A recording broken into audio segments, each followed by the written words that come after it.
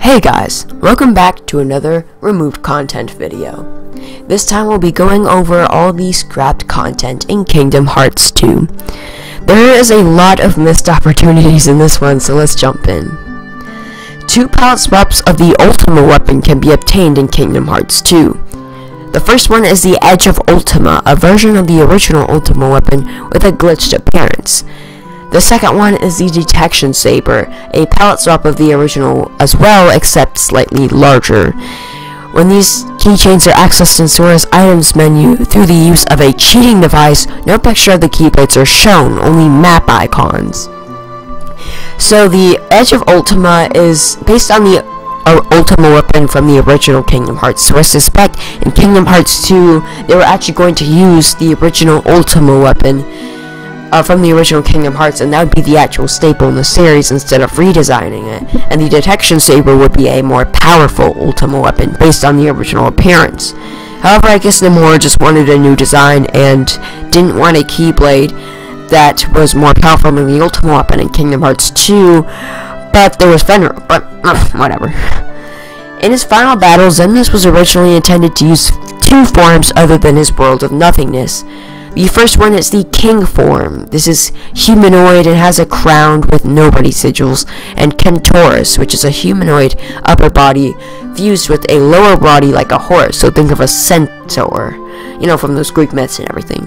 Both of them appear to be created from the Dark City, similar to the World of Nothingness.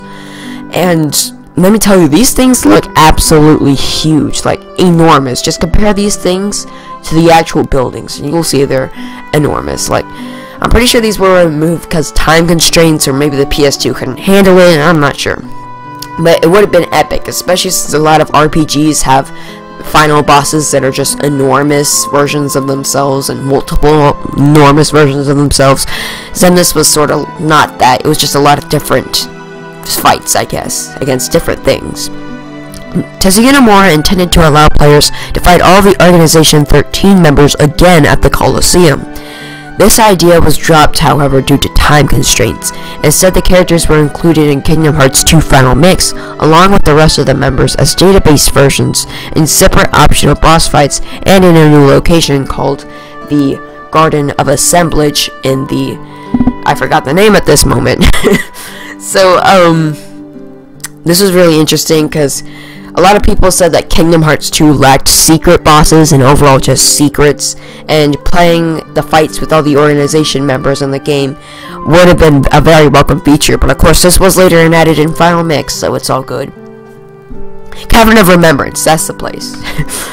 The TGS 2003 trailer, or the announcement trailer for Kingdom Hearts 2, shows scenes that were ultimately removed from the final release of the game. The first one is the scene where Roxas chases the thief, and that is altered.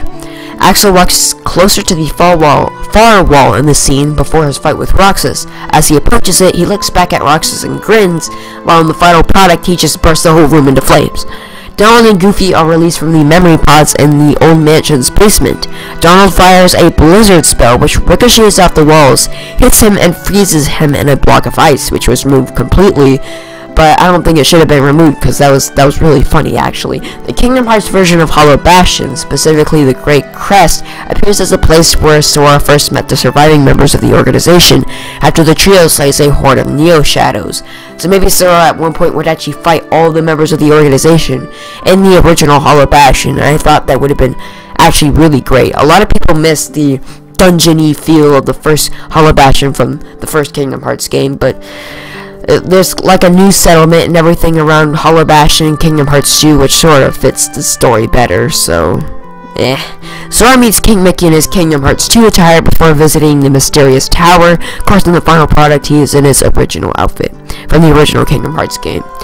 Sora was shown on the dark margin and holding his keyblade up to something like he was getting ready to seal a keyhole. Now this is really important because this sort of suggests that maybe the dark margin was a playable world in Kingdom Hearts 2 at some point, so you'd actually get to explore the realm of darkness and seal a keyhole in there, which is pretty interesting actually. But of course it could just be an early concept for the door to light and everything. And that's about it. So you can just see this trailer is really old, full of bright and concepts that maybe actually should have stayed in the game. There's also an unused Final Fantasy IX theme, Eyes to Eyes, despite the instruments being different.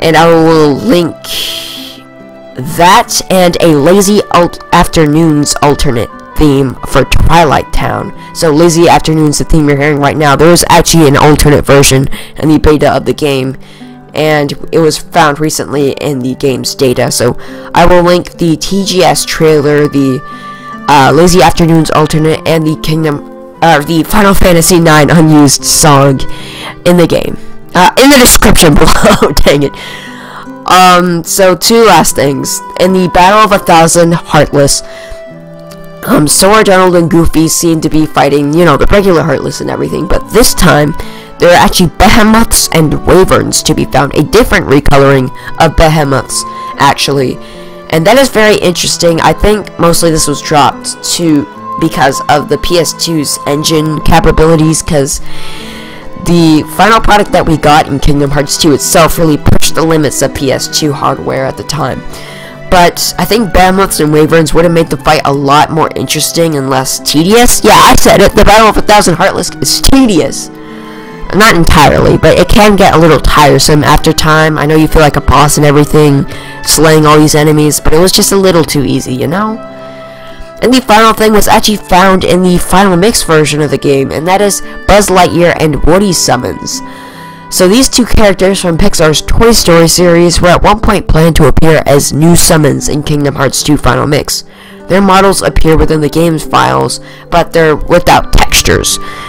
I would have actually really preferred Toy Story and Kingdom Hearts 2, even if Woody and Buzz are just summons. And summons in a Final Mix game added, that's like a whole new perspective of amazing. So they actually wanted to go above and beyond for all that, but I suspect that it was likely because of Pixar's copyright that they didn't make it in the final product. But guys, that's all of the removed content for Kingdom Hearts 2, so like, share, appreciation, comment, share your thoughts, share, favorite, and subscribe for some more removed content and more Kingdom Hearts videos and to become a Kingdom Gamer. And I will see you guys in the next episode.